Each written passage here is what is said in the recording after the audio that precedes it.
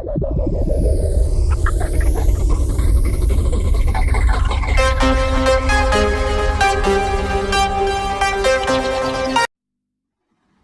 हम पढ़ेंगे द्वितीय पाठ बुद्धि बलवती सदा। यह पाठ सुप्त सप्तति नामक कथा से लिया गया है। तो देखिए, अस्ति देवलाख्यो नामक ग्रामः तत्र राजसिंह नाम राजपुत्र वसति स्म। एक देवलाख्यो गांव था, वहां पर राजसिंह नाम का एक राजा का पुत्र रहता था।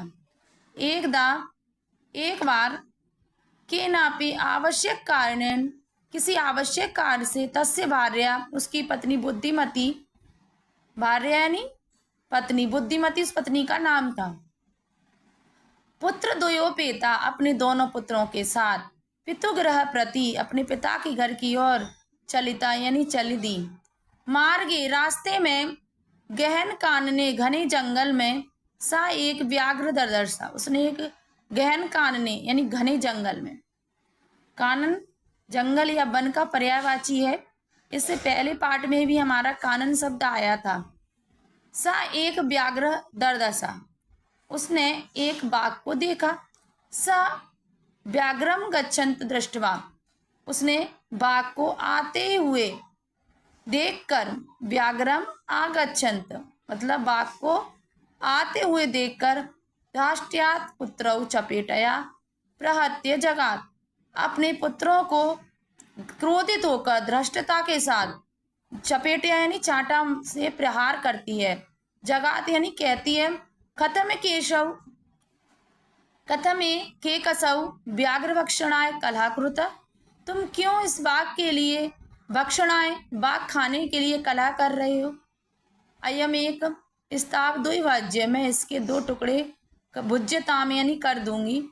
पश्चात, इसके बाद, अन्य द्वितीय कच्चित लक्ष्यते, हम किसी दूसरे को अपना लक्ष्य बनाएंगे।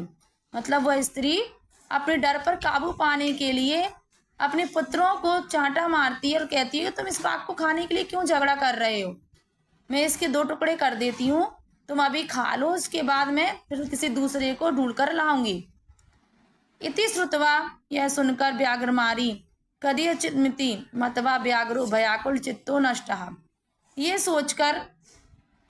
सुनकर उस बाघ ने सोचा कि ये कोई बाघ मारी है, जो व्याघ्र मारी यानी बाघों को मारने वाली, जो कश्चित मिति अपने मन से मानकर, व्याघ्र मारी मानकर, व्याघ भयाकुल चित्तौ अपने डरे हुए मन से वहां से जल्दी से ही भाग गया। उसके बाद, निज बुद्धिया विमुक्ता सा भयाद व्याघ्रस्य भामिनी अन्योपि बुद्धिम लोके मुच्यते महतो भयात। मतलब भामिनी, भामिनी यानी वह रूपवती स्त्री, उसने निज बुद्धिया अपनी बुद्धि का प्रयोग करके वह बाघ के डर से विमुक्त हो गई।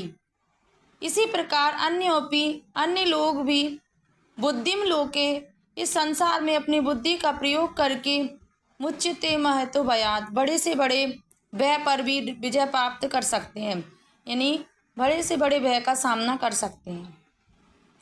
भयाकुल व्याघ्र दृष्ट्वा कश्चित द्रुत श्रृंगाल हसन्नः, उस डरे हुए बाघ को देखकर कोई धूर्त घमंडी श्रृंगाल यानी सियार, लोमड़ी, हसन्नः हंसता है और कहता है, भवान कुत्र भयात पलायिता, आप कहाँ से डर के वजह से पलायिता यानी भाग रहे हो।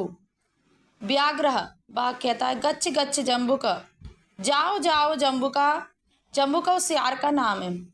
त्वम अपि, तुम भी, कश्चित कोई किसी गूढ़ प्रदेशे, गूढ़ प्रदेश में यानी गुप्त जगह पर, या तो व्याघ्र मारिता या शास्त्रे श्रीयते तया हंतुम आरब्धः परम ग्रहित कर जीवितो नष्ट शीघ्र तदग्रतः। वह शेर कहता है, बाघ कि त्वमपि कंचित गूढ़ प्रदेशम, तुम भी कहीं गुप्त प्रदेश में छुप जाओ। यह तो क्योंकि व्याघ्र मारिती या शास्त्रे श्रूयते, जो व्याघ्रमारी के बारे में हमने शास्त्रों में सुना था, तया हम, उसके द्वारा, हंतुम आरब्ध, मुझे जिस प्रकार मारना शुरू किया, परम लेकिन ग्रहित कर जीवितों, मैं अपनी जान हथेली पर रखकर नष्टम शीघ्रम तत्ग्रद, मैं वहां से जल्दी ही भाग आया। हंतु महारब्ध, उसने जैसे ही मुझे मारना शुरू किया, परम लेकिन ग्रहित कर जीवितो, ग्रहित यानी ग्रहण करके, कर यानी हाथों में, जीवित यानी अपने जीवन को हाथ हथेली लेकर वहां से शीघ्र ही तदग्रता भाग आया। श्रृंगाल, सियार कहता है, व्याघ्र तोयम, तुमने महत्कोतकम, बड़े मजे की, बड़े हंसी की बात आवेदित कही है। यन मानुषति विवेशी, यन मानुषादपि, कि तुम मनुष्य से भी डरते हो, विवेशी यानी डरते हो। व्याघ्र प्रत्यक्षमेव मया मातपुत्रो विकर्षौ माम तुम कलह मानो चपेटया प्रहरंती दृष्टा।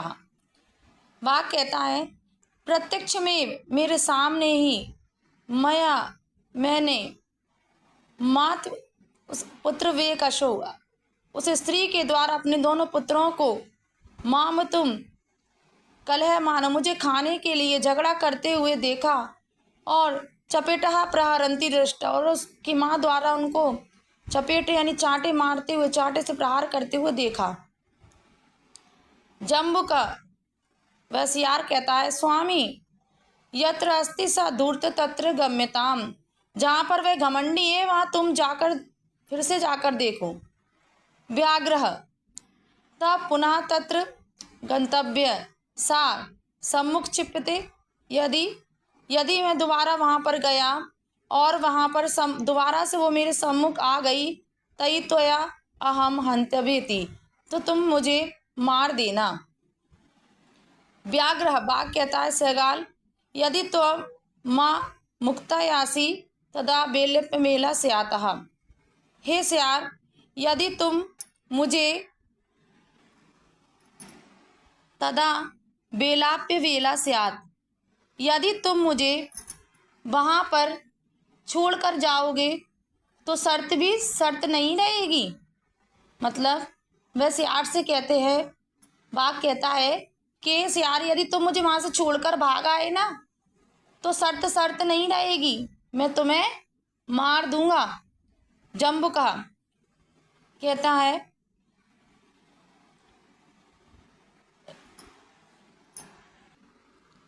जम्बू कहा वह सियार कहता है, यदि एव तही माँ निज गले बधवा चलम सतवरम, वो कहते हैं ठीक है, तुम मुझे यदि अपने गले में बांधकर ले चलोगे तो जल्दी चलो। निज गले यानी अपने गले में बांधकर ले चलो तो जल्दी चलो। सतवरम यानी जल्दी चलो। स व्याघ्र तथा कृतवा कानन ययो, वह बाघ उसे गले में मतलब बांध कर कानन यानी दोनों जंगल की ओर चल दिए। संगालिन सहित, सियार सहित यानी उस लोमड़ी के साथ में, पुनरायांतम यानी दोबारा आते हुए, व्याघ्रम व्याघ को दूरात दूर से, दृष्टवा यानी देखकर, बुद्धिमती चिंतितवती, बुद्धिमती चिंता करने लगी। मतलब जब वह दोबारा लौटकर जाने लगी जंगल की ओर, तो बुद्धिमती ने उनको देख लिया और वह सियार के साथ में बाघ को दोबारा आते हुए देखकर दूर से बुद्धिमती चिंतितवती सोचने लगी, जम्बुक कृतोत्साहात व्याघ्रात कथम मुच्यताम, अब मैं जम्बुक कृतोत्साहात यानी लोमड़ी के साथ साथ बाघ भी आया है, कैसे इनसे मैं मुच्यताम यानी अपना पीछा छुड़वाऊं। परम प्रत्युन उत्पन्न मति, लेकिन उसकी उत्पन्न मति से, सह जम्बुक माँ छिपुंत अंगुलाय तर्जनते उवाच, वह लोमड़ी को अपनी उंगली दिखाते हुए तर्जनती यानी ऊंची आवाज में क्रोधित होते हुए कहती है, रे धूर्त, अरे धूर्त तो या दत्तम व्याघ्र त्रयम पुरा, पहले तुमने मुझे 3 बाघ लाने के लिए कहा था, विश्वास्य कमानीय, मैं विश्वास के साथ तुम्हारा इंतजार कर रही थी। कथम यासी यदाधुना, लेकिन तुम ये क्या एक ही लेकर आए हो अब। इति उक्त्वा धाविता तृणं व्याघ्र मारी भयंकरा व्याघ्रो अपि सहसा नष्ट गलबद्धक श्रृंगालः। इति उक्त्वा, ऐसा कहकर धाविता यानी दौड़ते हुए, तृणं व्याघ्र मारी भयंकरा। इति उक्त्वा धाविता तृणं व्याघ्र मारी भयंकरः। ऐसा कहकर वह व्याघ्र मारी, वह डरावनी व्याघ्र मारी तेजी से दौड़ती है, और व्याघ्रो अपि सहसा नष्ट गलबद्धक श्रृंगालः, जिससे वह सियार भी दौड़ने लगता है, और गले में सियार के गले गलबद्धक श्रृंगालक, गले में बंधे हुए सियार के साथ वह बाघ भी अचानक दौड़ने लगता है। सहसा नष्ट, और वह नष्ट हो जाता है। ए प्रकारन, इस प्रकार से बुद्धिमती व्याघ्राजात भयात पुनरपि मुक्ता अभवत। वह बुद्धिमती बाघ से और उसके भय से पुनरपि फिर से एक बार मुक्ता अभवन मुक्त हो गई। अतएव उच्यते, इसीलिए कहा गया है, उच्यते यानी कहा गया है, बुद्धिर्बलवती तन्वी सर्वकायसु सर्वदा। बुद्धि हमेशा बलवान होती है और हर काम में आगे होती है। बिना बुद्धि के हम कोई कार्य नहीं कर सकते। यदि हमारी बुद्धि हमेशा बलवान रहेगी तो हम क्या करेंगे, हर परेशानी से जीत जाएंगे। इसीलिए कहा गया है कि बुद्धि बलवती तन्वी सर्वकायसु सर्वदा। हमेशा सभी कार्यों में बुद्धि ही बलवान होती है। धन्यवाद।